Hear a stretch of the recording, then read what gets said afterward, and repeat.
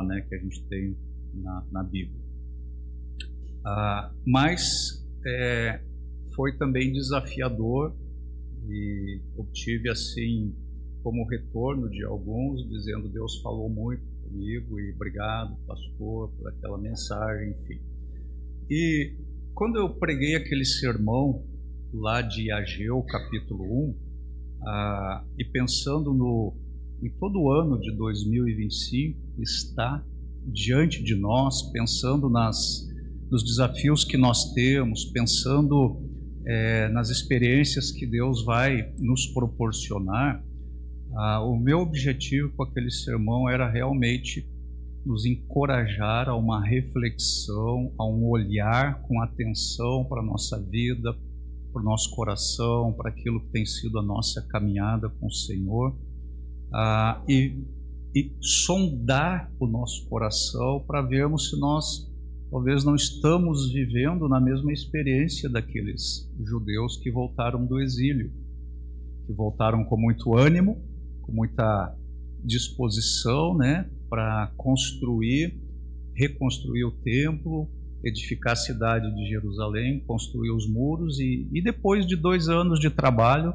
aconteceu tudo aquilo que nós vimos naquele sermão, e o que Deus fez falando com eles através do profeta, e o retorno, o impacto, né? Qual foi o resultado daquele sermão. Quando eu prego aquele sermão, eu já preguei algumas vezes aquele sermão em Ageu, faz parte do bloco o sermão que eu vou pregar hoje à noite. Só que hoje nós vamos olhar para uma passagem no Novo Testamento. Ao meu ver, há uma equivalência, há um eco, de certa forma, em termos de exortação, de chamamento, né, a cada um de nós como filhos de Deus, a refletirmos como tem sido a nossa experiência de andar com o Senhor. Agora nós vamos pensar este tema à luz da palavra de Deus, mas de um texto do Novo Testamento. Antes de eu entrar no texto que eu quero expor nessa noite, nós vamos ver 2 versículos lá do livro de Apocalipse. Hoje eu vou usar a versão revista e atualizada. Eu peço que vocês abram aí as suas Bíblias no livro de Apocalipse, capítulo 22. Nós vamos ler os versículos 12 e 20. Apocalipse 22, 12 e 20. Eu não vou pregar nesses 2 textos, mas esses 2 versículos, eles formam o pano de fundo daquilo que eu quero expor no texto de Romanos. Então, versículo 12, Apocalipse 22, 12. E eis que venho sem demora. Quem está falando isso? Jesus Cristo. E eis que venho sem demora, e comigo está o galardão que tenho para retribuir a cada um segundo as suas obras. Versículo 20. Aquele que dá testemunho destas coisas diz: certamente venho sem demora. Amém. Vem, Senhor Jesus Cristo. Então, quais foram as últimas palavras de Jesus Cristo registradas nas Escrituras? Que foi a última coisa que Jesus Cristo disse que o Espírito Santo registrou na Bíblia? Últimas palavras de Jesus. Quais foram? Certamente vem sem demora. São as últimas palavras de Jesus Cristo nas Escrituras. Se o Senhor Jesus Cristo entendeu que era importante deixar essa última mensagem registrada nas Escrituras, nós fazemos bem em considerar isso como muito importante. E qual a importância dessas palavras? Nós não podemos perder de vista que o Senhor está voltando. Ele diz aí: eis que vem sem demora. E no nosso evangelicalismo contemporâneo, a grande verdade é que a Igreja de Jesus Cristo, na sua grande maioria, tem perdido a consciência de que a volta do Senhor Jesus Cristo é iminente. Pode acontecer a qualquer hora. Talvez a gente nem chegue em casa hoje. Nós podemos estar nos encontrando com o Senhor. Faz diferença para o cristão ter essa consciência sempre presente na sua vida? Faz diferença para você ter essa esperança bendita, essa expectativa de que o seu Senhor está voltando? Que mudança que faz isso na vida da gente? Que implicações traz isso? Nós temos que pensar sobre isso. Que a verdade é que o cristianismo contemporâneo, seja na sua experiência prática, seja na sua doutrina, de muitas formas tem se esquecido disso, de que o Senhor Jesus Cristo está voltando. Então, na verdade, isso aqui foi a última mensagem do Senhor. E é uma mensagem que tem que estar impressa nos nossos corações, nas nossas consciências. Dito isto, agora nós vamos para Romanos, capítulo 13.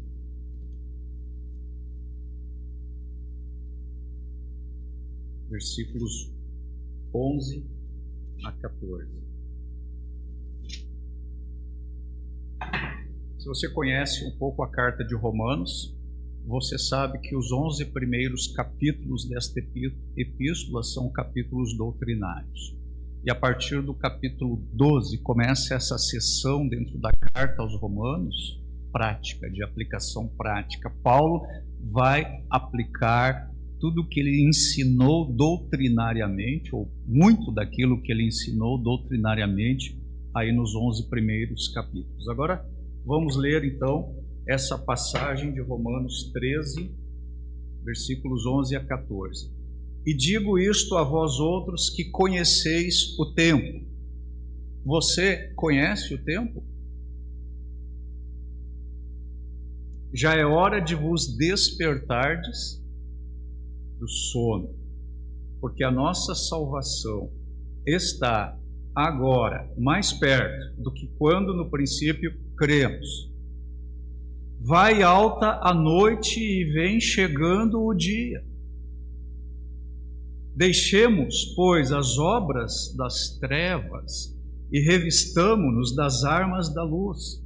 Andemos dignamente como em pleno dia, não em orgias e bebedices, não em impudicícias e dissoluções, não em contendas e ciúmes, mas revesti-vos do Senhor Jesus Cristo, e nada disponhais para a carne, no tocante às suas concupiscências. Nessa passagem aqui de Romanos, irmãos, o meu objetivo, tanto com o sermão da semana passada como com o sermão dessa noite, é nos encorajar, não é nos desanimar. E como ainda é bem o início do ano e a gente ainda está pensando, como é que nós vamos aplicar o nosso tempo, os nossos dons, os nossos talentos, como serão as nossas prioridades, considere também refletir sobre isso. Nós vamos pensar juntos nessa noite. Aqui nessa passagem, Paulo, ele enfatiza, ele está reafirmando aquilo que o Senhor Jesus Cristo disse lá em Apocalipse.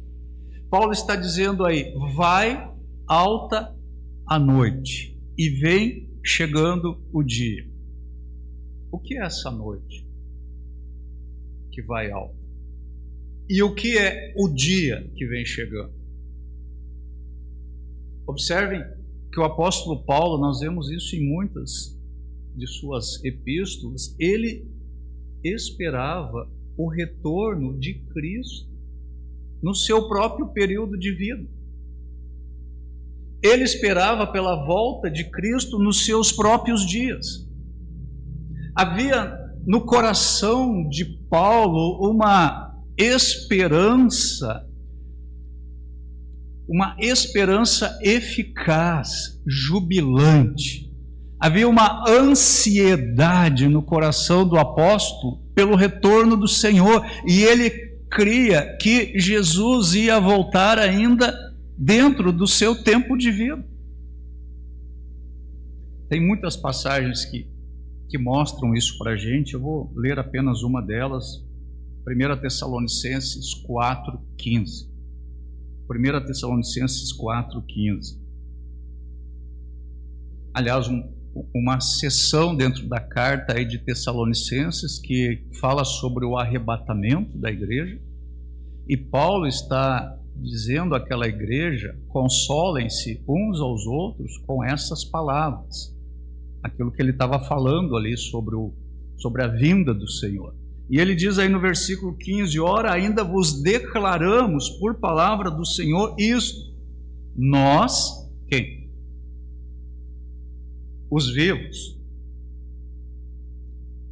os que ficarmos até a vinda do Senhor, de modo algum precederemos os que dormem. Então, Paulo, ele aguardava pelo retorno do Senhor nos seus dias, por aquele evento que haveria de transformar a mortalidade em imortalidade. Nós vemos isso em muitas das suas epístolas. E eu tenho para mim que essa expectativa vibrante do apóstolo Paulo, a vinda do Senhor é iminente.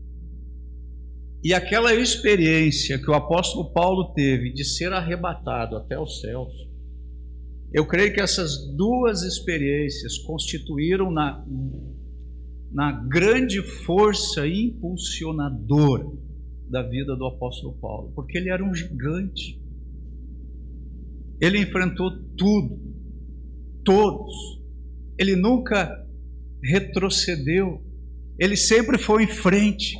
Ele nunca se deixava abater pelas dificuldades, pelos sofrimentos, pelos ataques, pelas batalhas.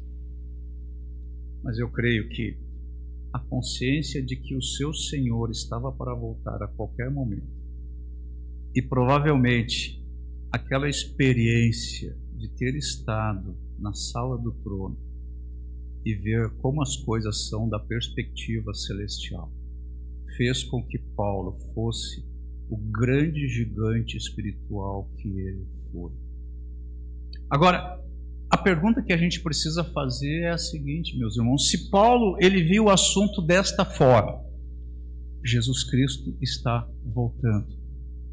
Ele está retornando, ele vai chegar a qualquer momento. Se Paulo via isso dessa forma, será que eu e você podemos ver esse assunto de modo diferente? Essa epístola aqui aos Romanos, ela foi escrita aproximadamente em 56 depois de Cristo. Sabe quantos anos faz isso?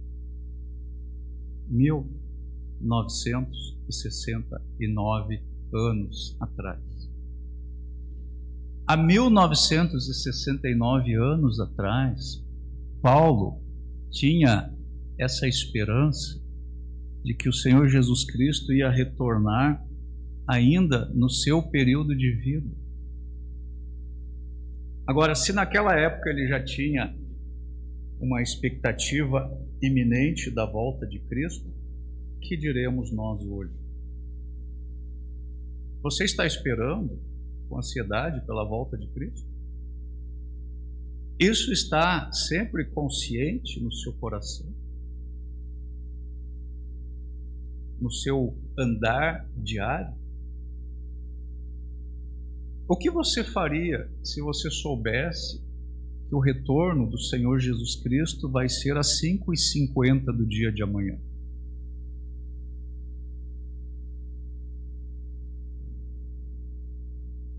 Provavelmente tinha muita coisa que a gente precisava resolver. Paulo reconhecia a natureza crítica dos tempos. Ele sabia das dificuldades que sobreviriam. Ele sabia que a pregação do Evangelho não seria uma coisa fácil, mas ele encarava essa era da igreja ou a dispensação da igreja, ou a dispensação da graça, como um período de tempo não muito prolongado. Ele tinha a expectativa da volta breve do seu Senhor. E como eu disse, eu creio que essa expectativa, mais a sua experiência de arrebatamento aos céus, foram as grandes forças impulsionadoras da vida do apóstolo. Paulo percebia a urgência de uma verdadeira conduta cristã em face dessa volta iminente de Cristo. E essa conduta cristã, ela deve ser marcada pelo amor de Cristo nas nossas vidas e por essa ansiedade, a única ansiedade que ela é positiva. A única ansiedade nas Escrituras que é positiva, que nós somos incentivados a ter, é a ansiedade pela volta do Senhor.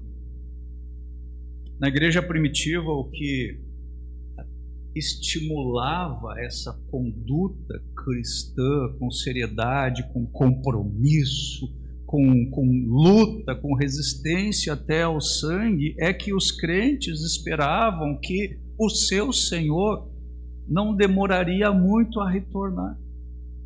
Eles criam que o Senhor viria imediatamente. Deixa marcado aí, lá na carta de João, primeira carta de João, capítulo 3, versículos 2 e 3, talvez o apóstolo João aqui mostra para a gente qual é a importância dessa esperança bendita, dessa expectativa vibrante no nosso coração pela vinda do Senhor. Qual é o resultado, qual a implicação disso no nosso cristianismo? Ele diz aí, 1 João 3, 2 e 3, amados, agora somos filhos de Deus e ainda não se manifestou o que haveremos de ser.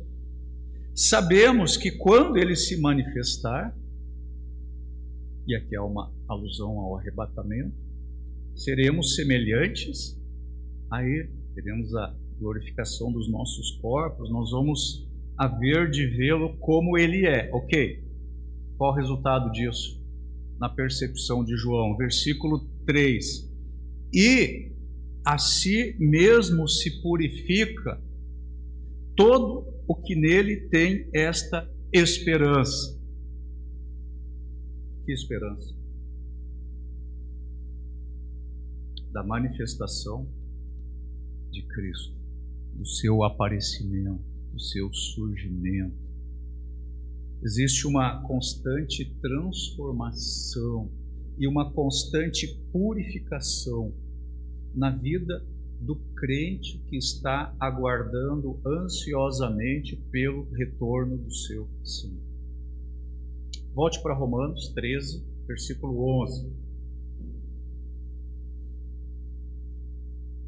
Novamente esse versículo: e digo isto a vós outros que conheceis o tempo, já é hora de despertardes do sono. Lembra que na profecia de Ageu, a essência daquela mensagem era: vocês precisam se despertar do sono, vocês estão ocupados demais com os negócios de vocês, com as prioridades de vocês esqueceram da minha casa.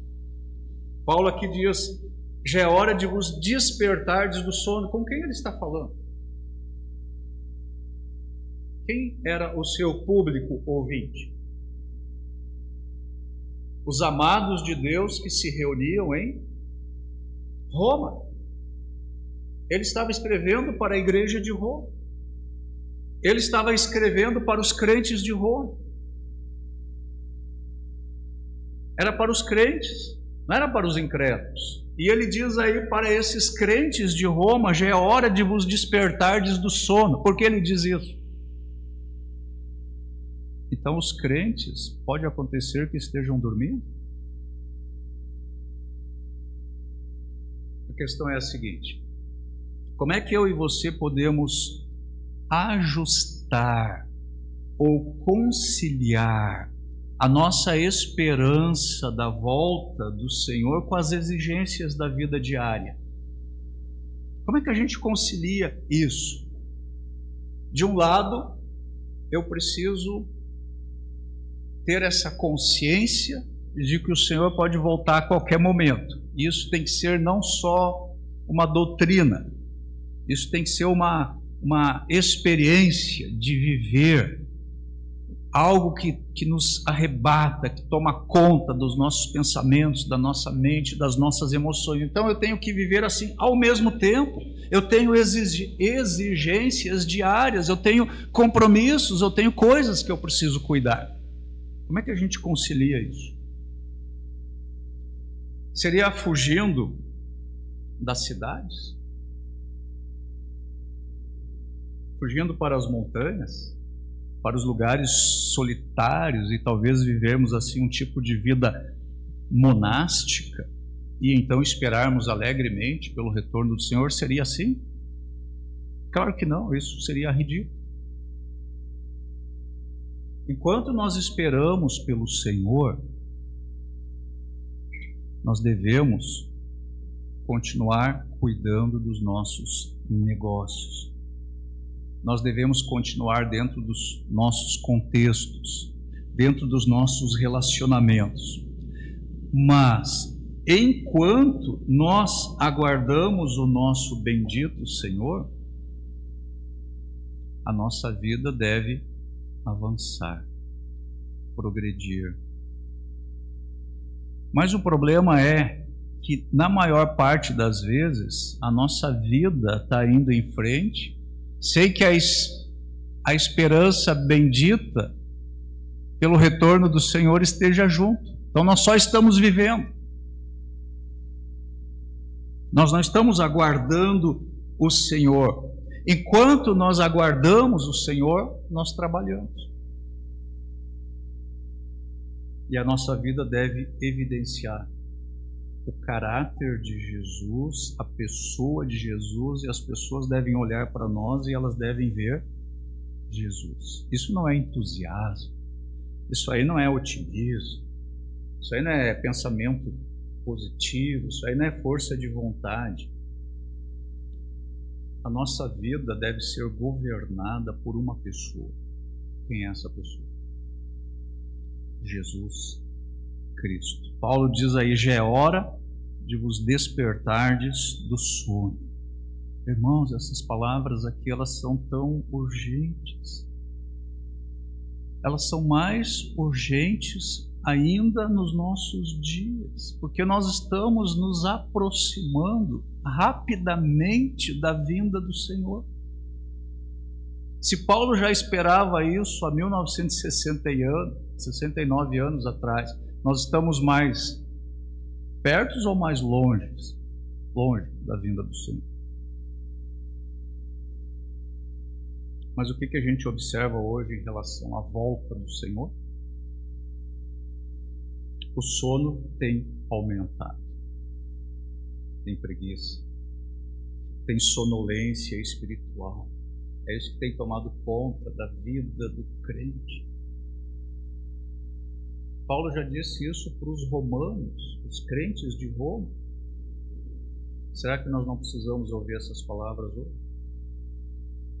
Essa palavra que foi traduzida aqui por sono, ela significa um estado de prazer mundano.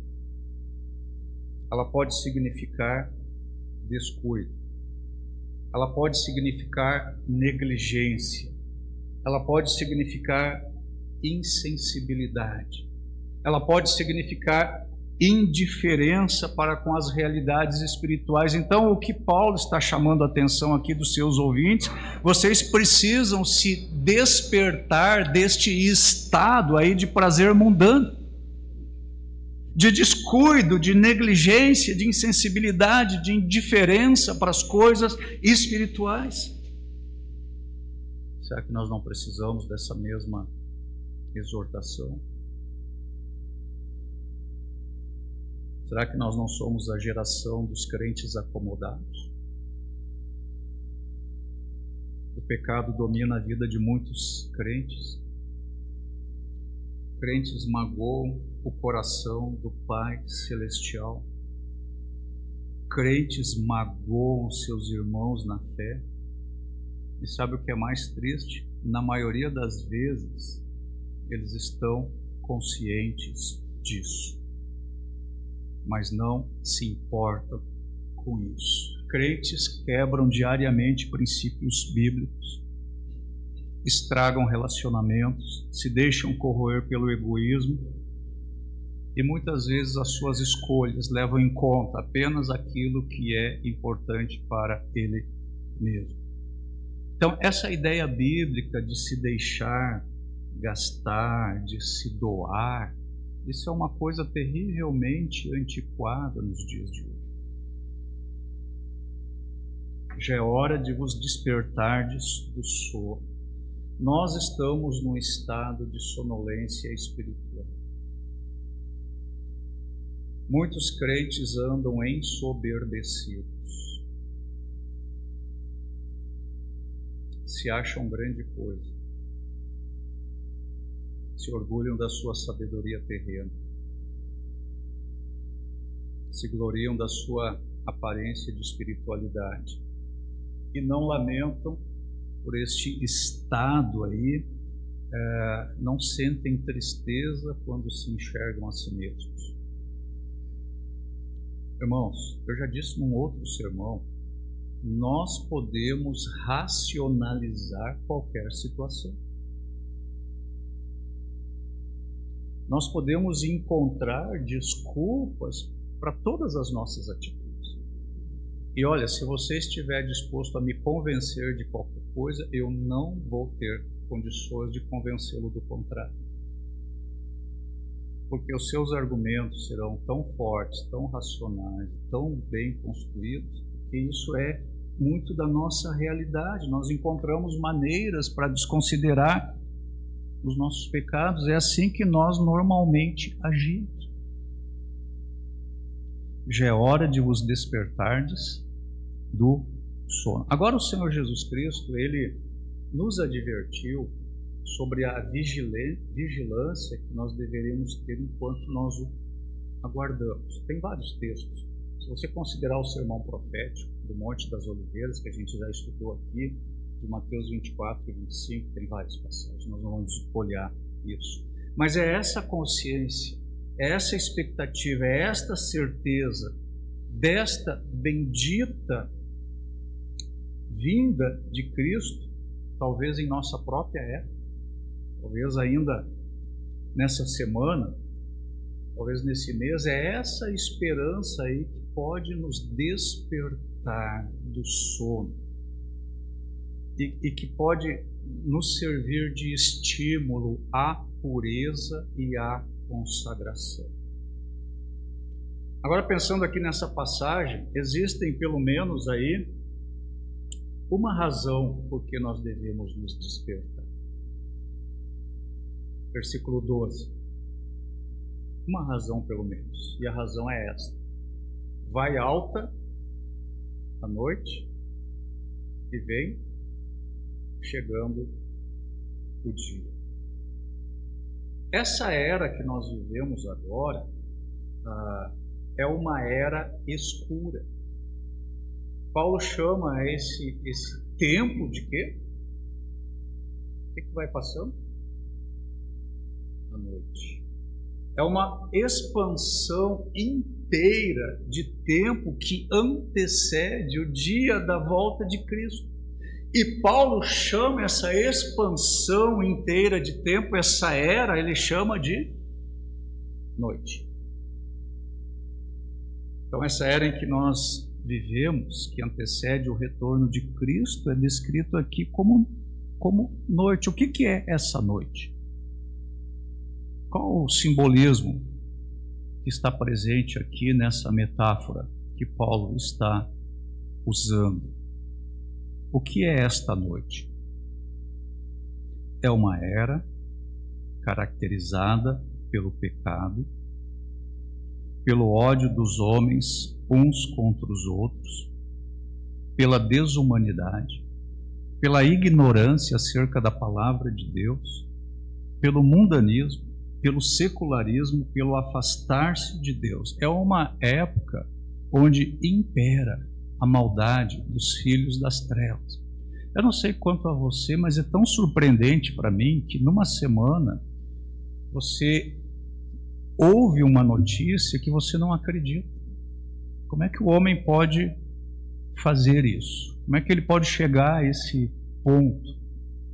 E você, a minha mãe diz assim, isso é o fim do mundo. E na semana seguinte você vê algo mais grave ainda, que supera aquilo da semana anterior. Então nós vivemos aí numa época em que impera o quê? A maldade dos filhos das trevas. E Paulo exorta aí a nos despertarmos do sono. Sabe o que significa sono?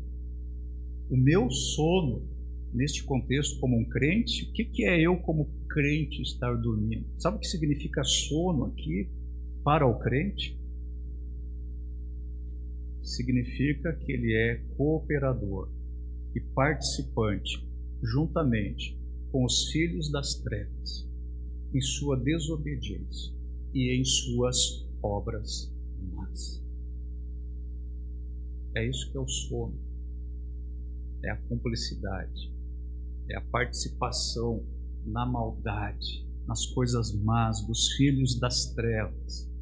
Noite aqui simboliza o tempo em que geralmente os homens praticam coisas desonestas, vergonhosas, reprováveis, porque as trevas, elas contribuem para ocultar aquilo que eles fazem de mal. Paulo chama atenção para o fato de que a noite vai alta e vem chegando o dia. Isso quer dizer, meus irmãos, que nós já estamos de madrugada.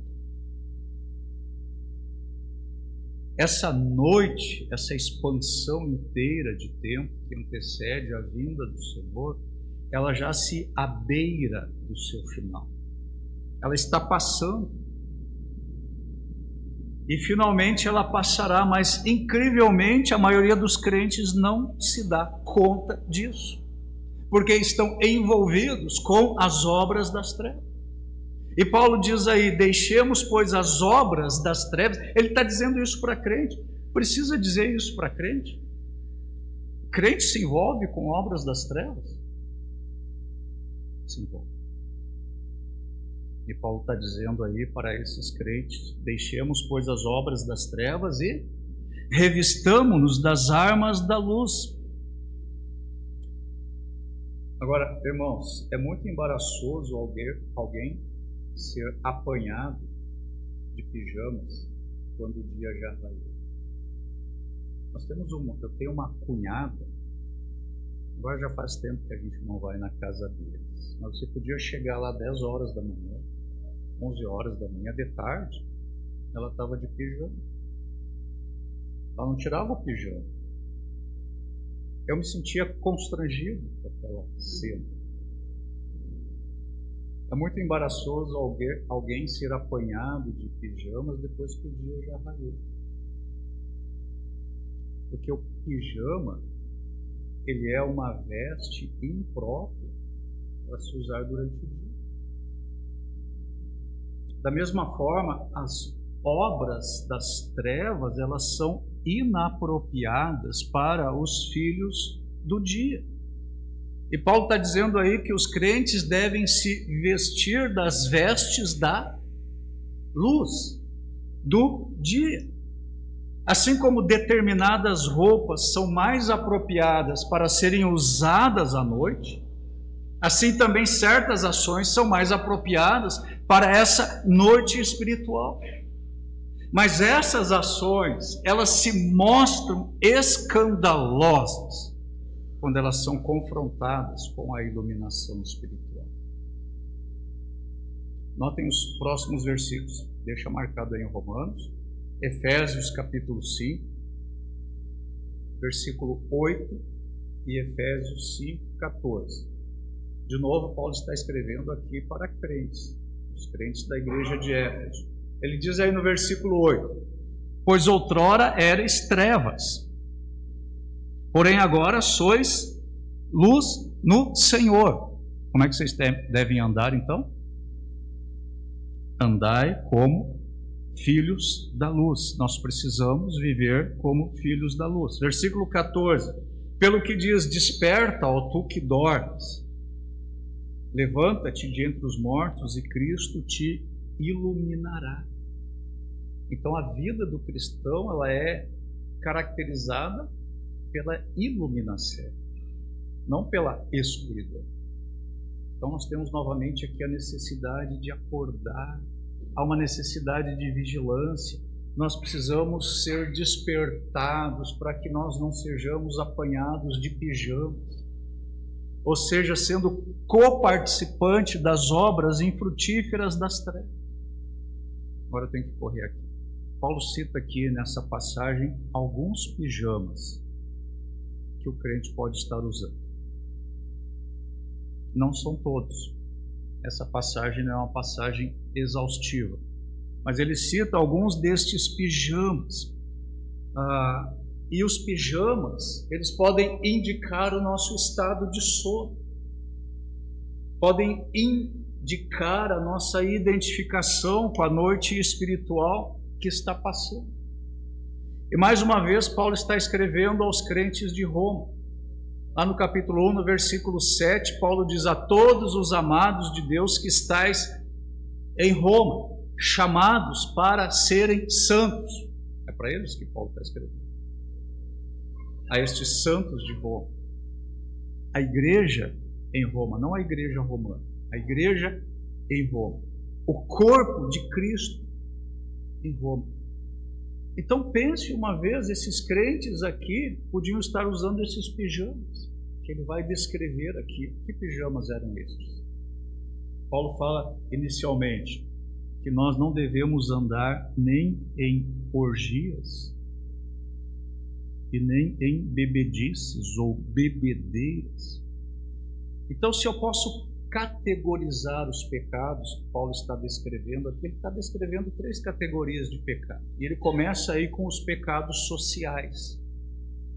Orgia subentende um banquete excessivo onde muitos males são cometidos, entre eles a gula, a bebedice, a sensualidade, a imoralidade. Tudo isso aí é impróprio. E tudo isso aí não convém a filhos da luz. Essas obras, elas são características de indivíduos não regenerados. Agora, quando Paulo pensou aí nas orgias, ele se lembrou das bebedices. Por que razão?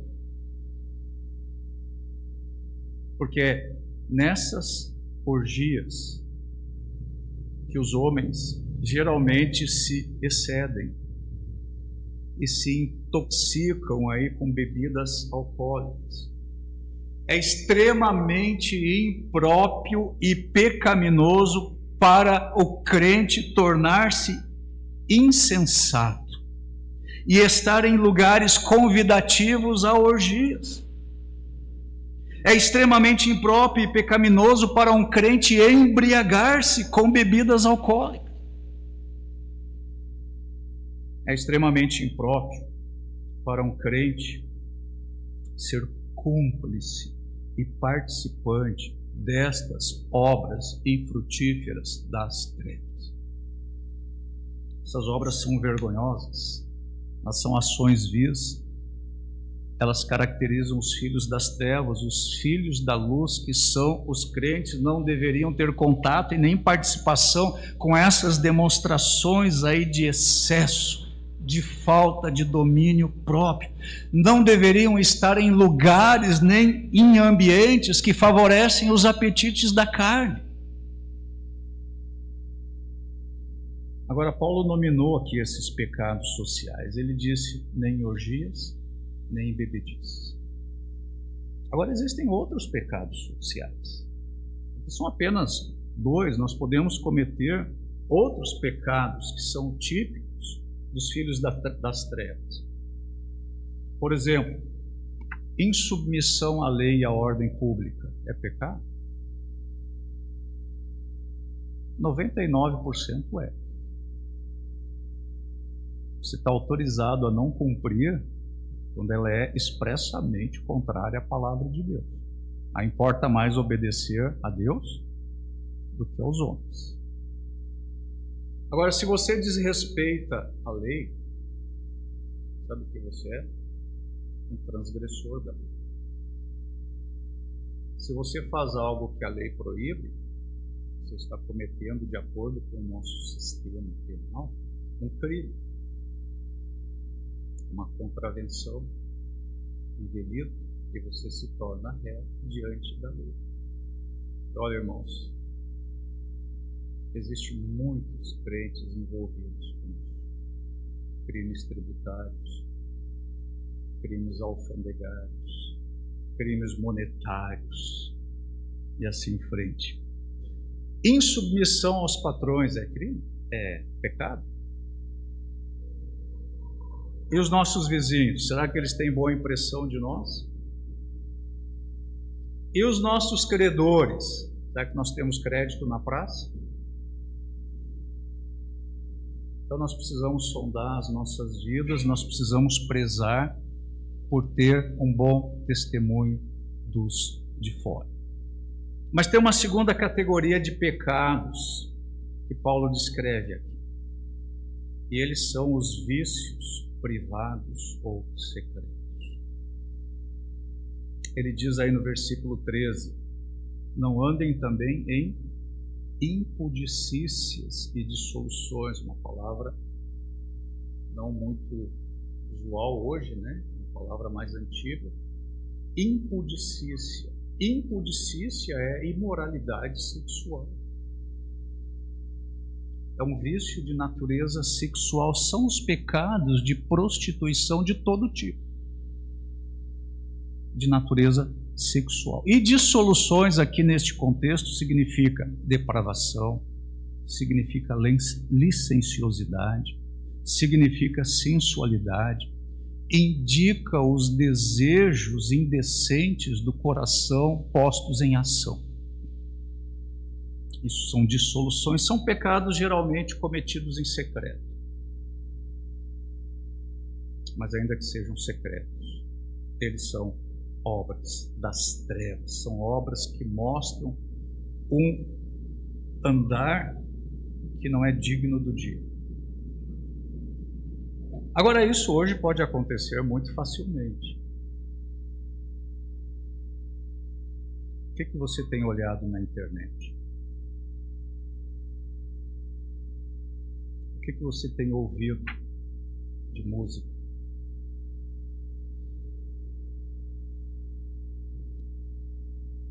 Será que você tem alimentado desejos impuros no seu coração? Você tem contato com literaturas obscenas?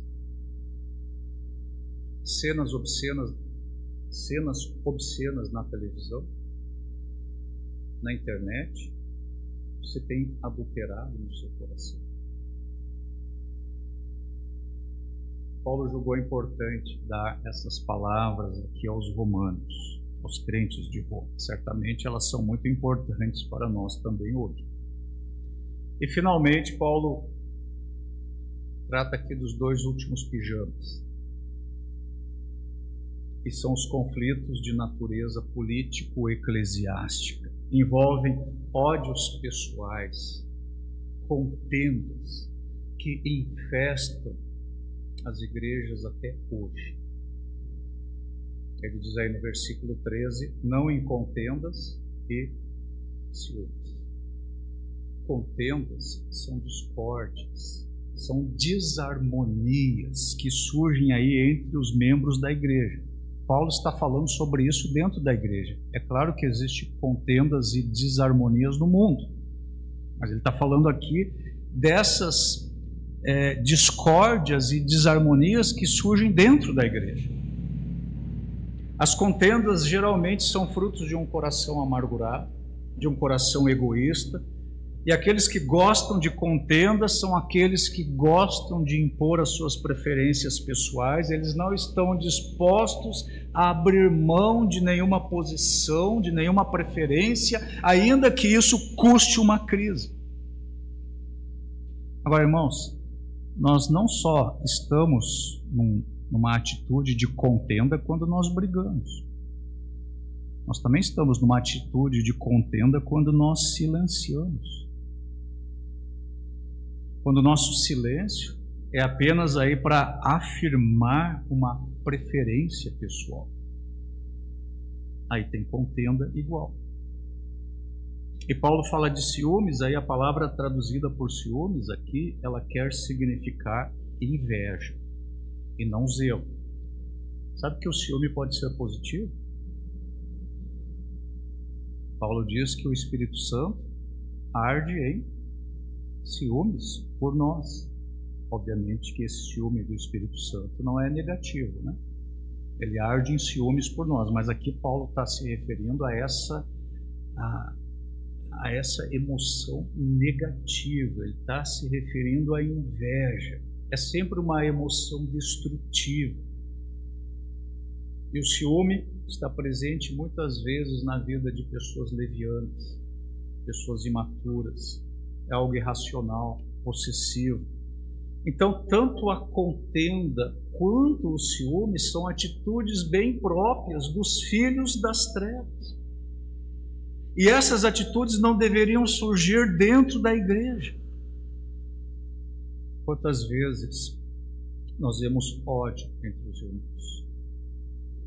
E o ciúme, quantas vezes ele está corroendo o coração dos crentes, provocando separação, brigas, hostilidades, animosidades, desprezo.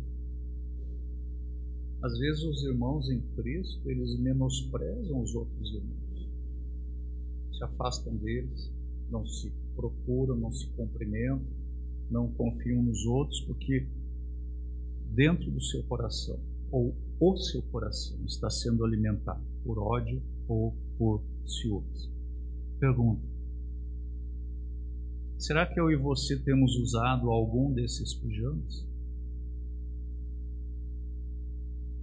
Orgias, bebedices, imoralidade sexual, depravação, desavença, inveja. Nós temos que nos despir de todos esses pijamas. Talvez não sejam estes, talvez nós temos outros pijamas. E você sabe muito bem que veste você está usando. Agora, Paulo diz que nós precisamos nos revestir das armas da luz. Ele diz isso no versículo 12. E no versículo 14 ele diz que nós devemos nos revestir do Senhor Jesus Cristo. Ou seja, o Senhor Jesus Cristo é a única roupa que todos nós precisamos. Paulo diz aí no versículo 14: não devemos colocar nada à disposição de nossa carne e de seus apetites desordenados. Agora, isso significa o seguinte: não utilize sua mente, suas palavras, sua energia, seus sentimentos, seu corpo, seu tempo, seu dinheiro, sua capacidade, seus talentos, sua vida para atender aos desejos da sua carne. Não leve uma vida de licenciosidade, não procure excitar seus desejos carnais, não ande na beira do precipício. Irmãos, é incrível como muitos crentes gostam de testar o quanto eles podem se aproximar do pecado. Não seja tolo. Se você é um crente, haja como um crente. E o crente deve mortificar os desejos da carne. Paulo diz o seguinte lá em 2 Timóteo 2,19. Preste atenção. Entretanto, o firme fundamento de Deus permanece, tendo este selo: o Senhor conhece aqueles que lhe pertencem. Ele conhece. E mais, aparte-se da injustiça todo aquele que professa o nome do Senhor. Ou dito de outra forma, quem se chama cristão deve se afastar do pecado. Quando eu penso nisso, e com isso eu quero encerrar, eu penso numa história, eu já contei essa história aqui num outro sermão, mas ela encaixa bem aqui. Vocês conhecem Alexandre o Grande, né? Aquele imperador do Império Macedônico, do Império Grego, né? Que conquistou o Império da Pérsia e depois foi conquistado pelo Império Romano. Então, Alexandre, um jovem, Alexandre o Grande, ele foi um grande conquistador. E o Império Macedônico foi um império muito grande e a influência cultural e de língua foram universais. Agora vem a história. Conta-se que um dos soldados de Alexandre estava demonstrando um procedimento inadequado e trazendo problemas para o exército da Macedônia. Coincidentemente, o nome deste soldado também era Alexandre. Um dia, Alexandre o Grande aproximou-se deste soldado, que se chamava Alexandre, e lhe deu uma advertência. Sabe qual foi a advertência? Alexandre o Grande disse para ele: ou você muda de atitude,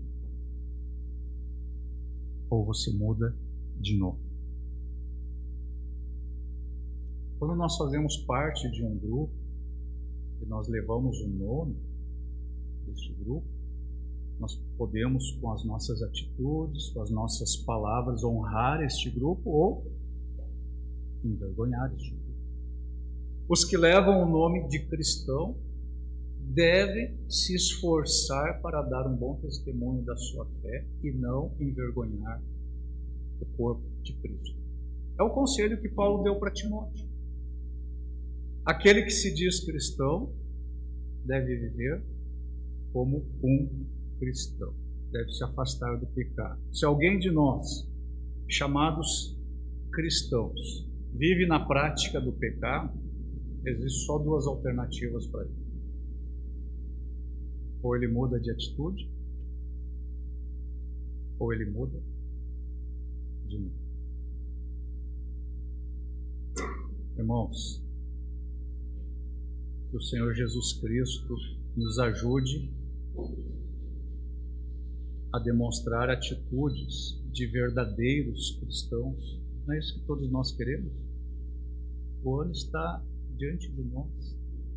Nós vamos ter muitos desafios como igreja, nas nossas famílias, individualmente, muitos desafios.